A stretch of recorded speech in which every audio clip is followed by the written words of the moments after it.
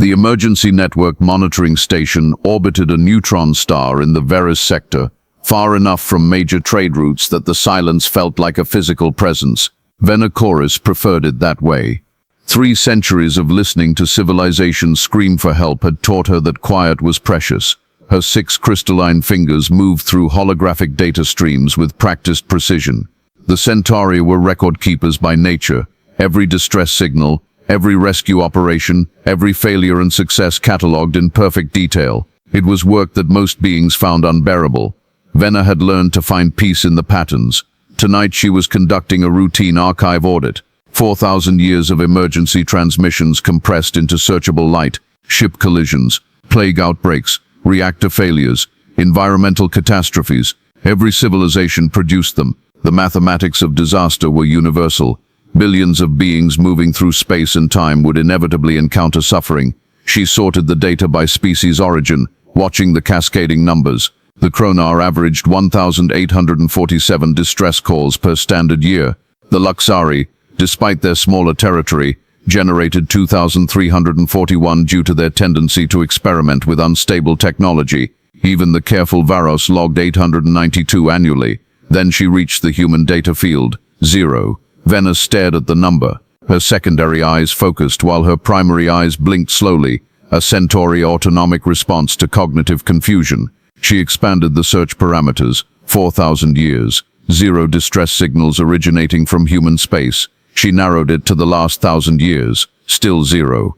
Last century, 0. Last decade, 0. Her finger trembled slightly as she typed the query for last year. The holographic display pulsed once, and returned the same impossible answer. No human distress calls. Not one. Not ever. For a moment, Vena felt the station's silence press against her like deep water. She had lost her family to a plague when she was 53 years old. She had listened to their distress call herself, professional training forcing her to catalog their suffering as efficiently as any other emergency.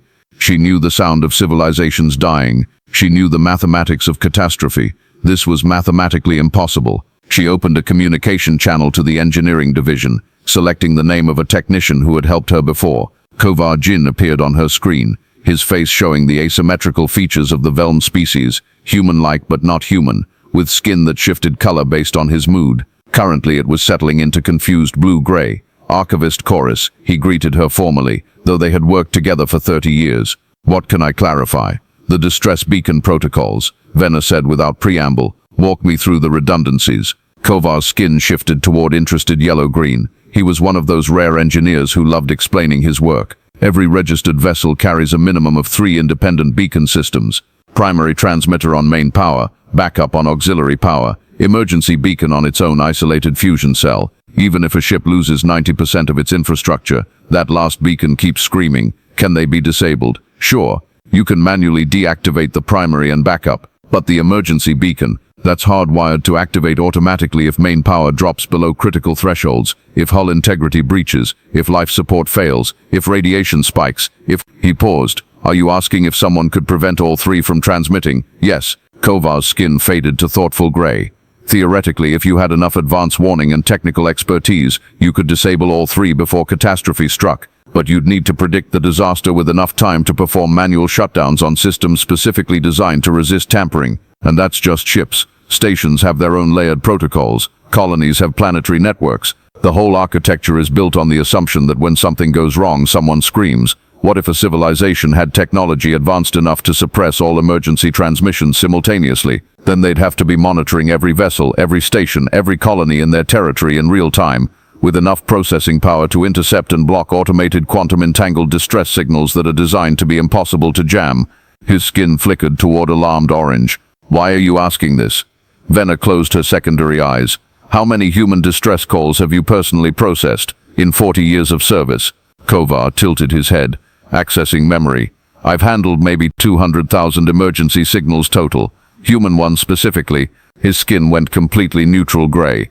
I can't remember any, but that doesn't mean they must have. She watched him struggle with the same cognitive dissonance she was feeling. Check your own logs, she said quietly. Search your personal archive. Tell me what you find. The screen went dark as Kovar shifted his attention. Vena waited, counting her own heartbeats. At beat 847, he returned. His skin had gone pale white. There's a notation in my training records, he whispered, from my instructor. It says, remember, human vessels use different protocols. Refer questions to supervisor. But there's no explanation of what those protocols are, and I have no memory of ever asking. Thank you, Engineer Jin, Venner said. That will be all. She closed the channel before he could ask the questions she could see forming in his eyes. She needed to think. More importantly, she needed more data. Venner sent a priority request to repository keeper Melachar, one of the Zera hive mind collective. The Zera stored cultural memory across thousands of linked individuals, making them the most comprehensive historians in known space. If anyone could find patterns across deep time, it would be them. The response came 14 hours later. Melachar arrived in person, or rather one of their drone bodies arrived, representing the collective consciousness. They were humanoid in structure but moved with the perfect synchronization of beings who were never alone in their thoughts. We have found your pattern, they said, speaking in the plural as always, but we do not understand what we have found. Melachar projected their own holographic archive into Venner's workspace. It showed a timeline spanning 800 years, the full extent of their current collective memory. We marked every recorded disaster in the galactic core, they explained. Supernovae, dimensional instabilities, dark matter incursions, plague vectors, technological cascades. Standard distribution follows mathematical predictions. The timeline showed clusters of catastrophes, each marked with a timestamp and severity rating. Standard probability distribution, exactly as expected. Now we show only disasters that occurred within 10 light-years of human territory.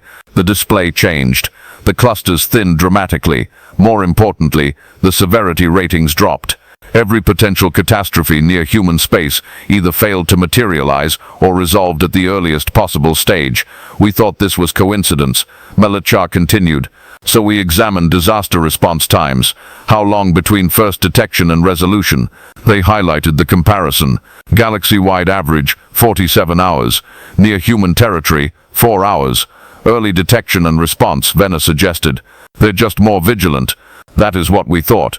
Until we looked at the detection timestamps themselves. Melachar's drone body made a gesture of confusion, all 4 arms spreading. In 127 incidents, response began before official detection. Someone was already acting before anyone should have known something was wrong. The words hung in the recycled air between them. Precognition, Venner asked, or access to information streams we cannot perceive. Melachar paused. We have found something else, more disturbing. We have 9,000 individual memories of Zera, who claim to have worked alongside humans during crisis events. But when we aggregate those memories to form a collective understanding, we find gaps, time discrepancies, hours that exist in individual memory, but cannot be reconciled with external records. They don't remember clearly. They remember clearly, but their memories do not match reality. And we, Melachar hesitated, an unusual behavior for a hive mind. We have started to experience doubt about our own memory regarding this research. Several times during compilation, we have forgotten why we were searching. We have had to leave ourselves multiple redundant notes to maintain focus. Venner felt something cold settle into her crystalline bones. You're saying something is interfering with your ability to think about this. We are saying we do not know, but we are afraid. After Melachar departed, Venner sat in the silence of her station and made a decision. She composed a carefully worded message to 6 individuals across 4 species, each one selected because she knew they valued truth more than comfort. The subject line was simple. Can you see the missing pattern? She included the raw data. No interpretation, no speculation, just the mathematics of impossible silence. 3 days later, they gathered in a private research facility in neutral space. Venner had called the meeting. 5 others had come. Commander Thex Warbound dominated the physical space with his 4-armed chronar frame. Military discipline showed in every precise movement, but his eyes carried the weight of unsolved mysteries. Trade Minister Solvan Prex occupied a specialized aquatic mobility tank, his tentacles moving in constant undulation, a Luxari trait that indicated deep thought. Dr. Yana Vespar appeared as a contained field of energy within a humanoid-shaped magnetic lattice, her consciousness bright and curious.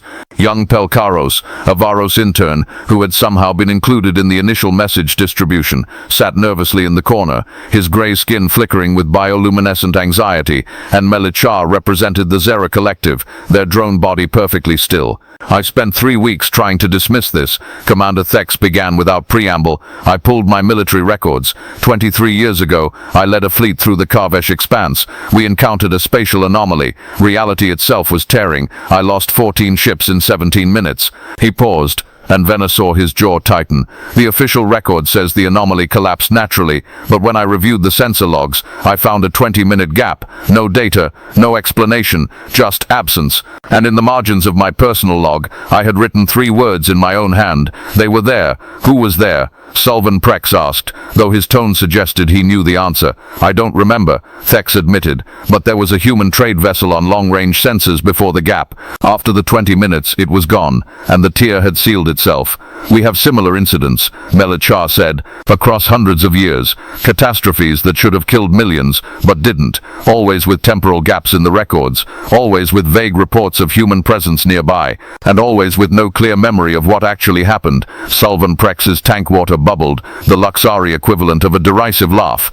You're suggesting humans are secretly saving the galaxy and erasing our memories. This is conspiracy paranoia. There's always a rational explanation. Then explain this, Venna said. She projected her own records. I've been monitoring emergency networks for 280 years. I have processed 4.7 million distress calls. I can tell you the most common failure modes for every major ship class in the galaxy. I can predict disaster patterns with 83% accuracy. She let the weight of her expertise settle. 0 human distress calls. Not in my career. Not in the 3,700 years before I was born. 0. Maybe they're just better engineers, Sulvan argued, but his tentacles had stopped moving. No one is that perfect, Thex said quietly. I've fought wars against species with technology centuries ahead of standard. Even they lose ships. Even they have accidents. Perfection doesn't exist. Dr. Vespar's energy form pulsed brighter. I study consciousness across species, neural patterns, perception, memory formation. Her voice resonated from her containment field. I've been examining the data you've shared. There's something fascinating here. When I try to focus my full analytical attention on human-related incidents, I experience temporal dislocation. My perception stutters, as if my consciousness is sliding past something it cannot properly engage with. Cognitive interference, Melechar asked, or protection, or both. Dr. Vespar began manipulating holographic neural diagrams. What if the memory gaps aren't suppression? What if they're a side effect of something else? Some kind of temporal displacement field that allows humans to act across multiple time streams simultaneously. Young Pelkaros spoke for the first time, his voice shaking. Are we in danger? By investigating this, the room fell silent. It was the question they had all been avoiding. We've been investigating for weeks, Venna said finally. If we were in danger, I suspect we would already know, or we wouldn't remember knowing. Thex added grimly. Dr. Vespar's energy field brightened with excitement. Then let's test it. I can build a temporal perception stabilizer, a device that anchors consciousness to a single time stream, resisting any displacement or redirection. If there is something affecting our ability to perceive human activity clearly, this should counteract it, at least temporarily. How temporary? Sulvan asked. Minutes, maybe less, and it will be uncomfortable. You'd be forcing your consciousness to perceive information it's evolutionarily designed to avoid. Evolution doesn't design cognitive blind spots around specific species, Thex said. No, Dr. Vesper agreed, but something else might. The device took 4 days to build. Dr. Vesper agreed, but something else might. The device took 4 days to build. Dr. Vesper constructed it from materials that existed partially out of normal space-time, exotic matter harvested from dead stars, quantum processes that calculated in sideways dimensions. The result looked like a crown of frozen lightning. Who's first? She asked. Pelkaros surprised them all. I'll do it, I'm the youngest. If something goes wrong, I've lost the least. Venna felt a surge of protective instinct. You don't have to. Yes, I do. The young Varus's skin flashed with determined red. You've all seen part of this. I want to see it too. Dr. Vesper placed the device carefully on Pel's head. This will hurt. Your mind is about to perceive time in a way it's not built for. If it becomes too much, say the word disengage, and I'll remove it immediately. Understood. Dr. Vesper activated the device. Pel screamed. Then he went rigid, eyes wide, every muscle locked. When he spoke, his voice was distant and hollow. "There's a station. Human station. It's happening now. No, it happened 3 years ago. No, both. It's both. Pell, focus," Venner said urgently. "What are you seeing? The station is dying. Reactor failure. No, not failure. Sabotage. No, accident caused by dimensional instability. But the humans are moving before it happens. They're sealing sections before the breach occurs. They're evacuating personnel who haven't been injured yet. They're fixing damage that..." His voice broke. "The damage hasn't happened yet, but they're repairing it. They're living the disaster and the rescue simultaneously. How is that possible?" Thus demanded. "They're crying," Pell whispered. "All of them. They're crying while they work, because they remember everyone dying. They remember failing to save them, but they're also saving them. They're experiencing every version of this moment at once." Dr. Vespar's hand hovered over the device. "Pell, your neural patterns are destabilizing. I need to wait." Pell's bioluminescence flared brilliant white. "There's something else. Beyond the station. A void. Not empty space. A void in meaning. Reality is unraveling there, and the humans are between us and it. They're absorbing it. They're letting it tear at them instead of letting it reach." He collapsed. Dr. Vespar caught him, removing the device instantly. Pell's breathing was ragged, and his skin flickered through colors without pattern. But he was alive. When he finally spoke again, his voice was changed. "We need to see more. We need to understand what they're protecting us from." Commander Thex stood. "Then we go to them. Directly. With this device we can maintain perception long enough to reach human space and see what they're hiding. They might stop us," Solvan Prex said. For the first time, the trade minister sounded genuinely uncertain. "They might," Venner agreed. "But something tells me they won't, because if they wanted to stop us, we wouldn't remember having this conversation." The investigation team's ship, a small research vessel registered as conducting routine spatial surveys, crossed into human territory 6 days later. All 6 of them wore modified versions of Dr. Vespar's perception stabilizer, calibrated to function continuously at lower intensity. The moment they crossed the border, reality shifted. Human stations appeared on their sensors, but not in normal space. Each station existed in layered time, occupying the same coordinates but in multiple temporal states simultaneously. One station showed them 3 versions of itself, newly constructed, fully operational, and in the process of controlled decommission. All 3 states were equally real. "This is impossible," Solvan breathed. "Matter can't exist in multiple temporal states without collapsing into quantum uncertainty, unless you have consciousness sophisticated enough to maintain quantum coherence through observation alone," Dr. Vespa replied, her energy form flickering with barely contained excitement. "They're not just observing multiple time streams, they're stabilizing them through conscious attention.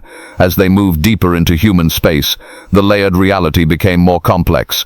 They passed a mining operation where workers moved in synchronized patterns that made no sense until Venner realized she was watching them respond to accidents that hadn't happened yet, preventing disasters through precognitive action. Then they detected the void. At first it registered as sensor malfunction. Every instrument they aimed at the region simply stopped returning data. But when Pell looked at it through the perception stabilizer, he saw the truth. "It's eating reality," he whispered. "Not matter, not energy, meaning itself, purpose, consciousness. If it touched any of our worlds," he didn't finish. He didn't need to. Around the void, human installations formed a perfect sphere. Thousands of platforms, each one crackling with energy that Venner's instruments couldn't classify. The humans weren't fighting the void. They were absorbing it, channeling it through their own consciousness, experiencing the unraveling of meaning so that other species didn't have to. "How long?" Thas asked quietly. "How long have they been doing this?" Melichar's drone body trembled. "We are accessing our deepest collective memories. Memories passed down from Zera, who lived 3,000 years ago. There are notations, warnings, something about the burden bearers, and those who remember the endings. We thought these were myths." A communication channel opened, unbidden. A single word appeared on their screen. "Welcome." Then a human face appeared. Male presenting, human age indeterminate, eyes carrying weight that seemed impossible for any being to hold. "My name is Gabriel," he said simply. "You've come a long way to see this. And now that you're here, I think you deserve to understand." "What are you?" Venner asked, though her voice was shaking. "We're what humanity became when we discovered the silence." Gabriel's expression was infinitely sad. 4,000 years ago we detected it, a phenomenon that doesn't just destroy matter. It erases the capacity for consciousness to exist. It spreads through reality like a virus, unmaking the possibility of thought itself. And you've been fighting it alone, Thex said. "Not fighting, absorbing. Containing. Gabriel's image flickered. When we first encountered the silence, it killed 3 billion of us before we understood what was happening. We tried conventional defense. We tried running. Nothing worked. Because you can't fight something that unmakes the concept of resistance. Then how? We evolved. Gabriel's eyes closed briefly. Or we were forced to evolve. We developed echo consciousness, the ability to exist in layered time, to experience every moment across multiple temporal states simultaneously, past, present, future, and all the probabilities between. It's the only way to predict where the silence will manifest next, and be there to absorb its effects before it spreads. Dr. Vespar's energy form pulsed with sudden understanding. That's why you have no distress calls, because you're experiencing the disaster and the rescue simultaneously. You're living in the timeline where you succeed, and the timeline where you fail, holding both realities in your consciousness until you collapse them into the better outcome. Yes, Gabriel's voice was hollow. Do you know what that means? To live every tragedy 1,000 times? To feel everyone you save die in the timelines you couldn't collapse? To carry the weight of every failure forever, even as you succeed? The team was silent. We hide from the galaxy not to protect ourselves, Gabriel continued, but to protect you. If other species knew what we were doing, they would feel guilt they could never resolve. They would try to help and be destroyed, or they would worship us as gods, which we are not. We are simply beings who had no choice but to become what was necessary. Show us, Melechar said suddenly. Please, show us the true cost. Gabriel hesitated. It will damage you. Show us. Gabriel's image faded, replaced by a direct data stream, a fragment of human memory offered for their understanding. The team's stabilizers allowed them to experience it directly. Venna fell into the memory like drowning. She was a human named Sarah Chen, working on a station in the outer reaches. An accident was about to happen, a coolant line failure that would kill 47 people. But Sarah was experiencing the moment in 17 different temporal states simultaneously. In one state, Sarah pulled the emergency shutdown 3 seconds early. Everyone lived, but the station's reactors suffered permanent damage, requiring evacuation of all 3,000 residents. In another state, she waited 2 seconds longer. The leak was contained, but 7 people died before evacuation completed. In another state, she pulled the shutdown but mistimed it. Catastrophic explosion. Everyone dead, including herself. 17 different versions of the moment, each one completely real, each one happening simultaneously in Sarah's consciousness. And she had to choose, had to collapse the quantum probability into the single best outcome by focusing her attention on that specific temporal path, while experiencing the grief and horror of all the others. Venna felt Sarah's mind holding all 17 realities together, living through 47 deaths and 3,000 evacuation traumas, and her own death by explosion, and the desperate relief of the timeline where everyone survived all at once, forever, the memories never fading, because in echo consciousness, all time was present time. The memory ended. Venna found herself on the floor of the ship, weeping. Beside her, Pell was curled into a ball, his skin flashing through random colors. Vex was leaning against the bulkhead, his forearms wrapped around himself. Even Mellechar's drone body was trembling. They had experienced a fraction of one moment of one human's consciousness, and it had nearly broken them. That was one choice. Gabriel's voice said gently, one person, one moment. Now imagine living every moment that way. Imagine an entire civilization where every individual carries thousands of timelines in their minds simultaneously. Imagine 4,000 years of absorbing the silence while experiencing every tragedy you prevent and every tragedy you couldn't prevent, all at once, forever. How do you endure it? Venna asked through her tears. We endure it because no one else can. And because the alternative, letting the silence spread to species that would be instantly annihilated by it, is unthinkable. Gabriel's face reappeared, and Venna could see now that his eyes held more grief than any being should be able to carry. You asked why we have no distress calls. It's because our entire existence is a distress call that we never send, because we know there's no rescue coming. We are the rescue, and we always will be. The team returned to neutral space 3 days later. They gathered in the same research facility where they had first met, but they were changed. All of them moved more slowly, spoke more quietly, as if the weight of what they had learned had increased their personal gravity. Commander Thex spoke first. We have to tell the Galaxy Council. No, Venna said immediately. We absolutely cannot. They have a right to know. They have a right to live without unbearable guilt. Dr. Vespar countered. Gabriel was correct. If we reveal this, every civilization will feel responsibility for suffering they cannot alleviate. It will destroy the psychological foundation of galactic society. More than that, Melachar added, it will destroy the humans' ability to function. If the galaxy attempts to worship them or assist them, it will disrupt the delicate temporal work they're performing. We could literally cause the failures they're trying to prevent. Sylvan Prex, who had been silent throughout the journey home, finally spoke. I've spent my life believing everything has a profit angle, that everyone acts from self-interest. His tentacles moved slowly through his tank water. I was wrong, and I don't know how to live with being wrong about something so fundamental. You live with it the way they do, Pell said quietly. The young Varos looked decades older than when they'd started. You carry the knowledge, you let it hurt, and you choose, every day, to protect the people who don't know they're being protected. Venna felt her crystalline heartache. So we stay silent. We let the galaxy continue believing humans are just another species. We let them think they're the heroes of their own stories. Yes, Dr. Vespar agreed. But we also preserve what we've learned. Not for now. Perhaps not for centuries. But someday, when the galaxy has matured enough, when civilizations have developed the psychological and spiritual sophistication to handle this truth without collapsing, then they can know, then they can choose to share the burden. How do we preserve it without it being discovered prematurely? Vex asked. Melachar moved to the central console. We will encode it in our deepest collective memory, encrypted in a way that requires specific questions to be asked, specific consciousness development to unlock. We will become the archive of humanity's sacrifice until the galaxy is ready to read it.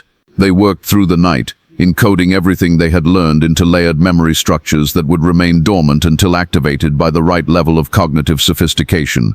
It was archival work as meditation, each detail a small prayer of gratitude.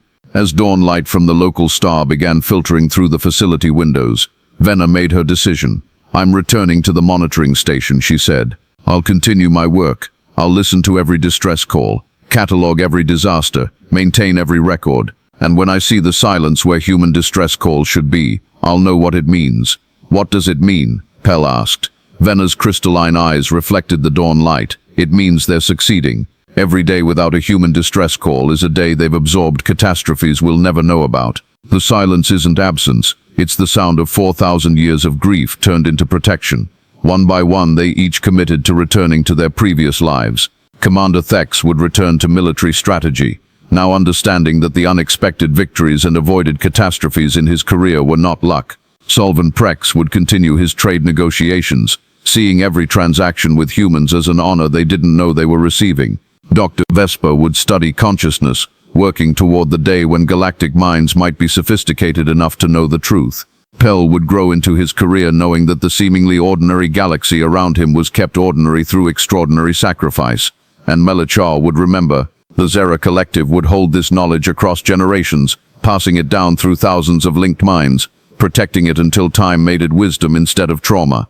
Before they departed, Thex asked the question they had all been thinking. What about the silence itself? Does it end? Can humanity ever stop?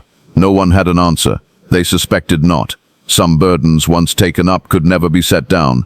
Venocoris returned to her monitoring station in the Veris sector. The quiet received her like an old friend. She settled into her observation chair and pulled up the emergency network display, the same holographic streams she had watched for nearly 3 centuries.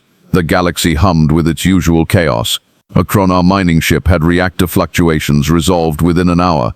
A Luxury research station reported a containment breach. Emergency protocols activated successfully. A Varos colony detected an atmospheric processor malfunction. Replacement parts were already en route. She sorted the display by species origin and let her eyes fall on the human data field. 0 distress calls. But now she understood. The 0 wasn't empty. It was full, compressed with thousands of prevented disasters, collapsed timelines, and absorbed suffering. Every minute of silence represented humans living through catastrophes in layered time, experiencing every possible tragedy simultaneously while collapsing probability into survival. The monitoring station systems registered a minor anomaly, brief quantum fluctuation in a sector near human territory. It appeared for 0.003 seconds, then vanished. No other sensors had detected it. Protocol said to log it as cosmic background noise, but Venna knew better now. That fluctuation was a human presence, moving through time, intercepting something before it became something worse. Someone named Sarah, or Gabriel, or Lee, or Kenji was right now living through multiple versions of a moment, choosing which timeline would manifest, carrying the weight of all the others forever. She opened a deep archive file, one that existed in the monitoring station's oldest and most secure memory banks, buried beneath layers of mundane records where no one would ever think to look. The file had no official designation. In her private notation system, she called it the Sound of Gratitude. She added one line: quantum fluctuation, sector 847, 0.003 seconds duration, thank you.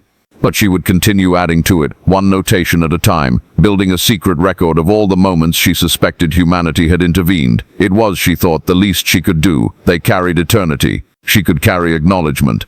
Outside her viewport, the neutron star spun in its eternal dance. The emergency networks hummed with their usual traffic. The galaxy continued its chaotic, beautiful, ordinary existence, and in the spaces between moments, in the layered time that normal consciousness couldn't perceive, humanity wept and worked, and absorbed the unraveling of meaning itself, so that every other species could wake up tomorrow and simply worry about reactor fluctuations, and containment breaches, and processor malfunctions. The silence was not empty, it was the most full thing in the entire galaxy. Venna closed her secondary eyes and listened. If you found meaning in this story, perhaps others should hear it too. And if you're curious why human traders always arrive exactly when they're needed, never early, never late, that mathematics might be worth investigating next.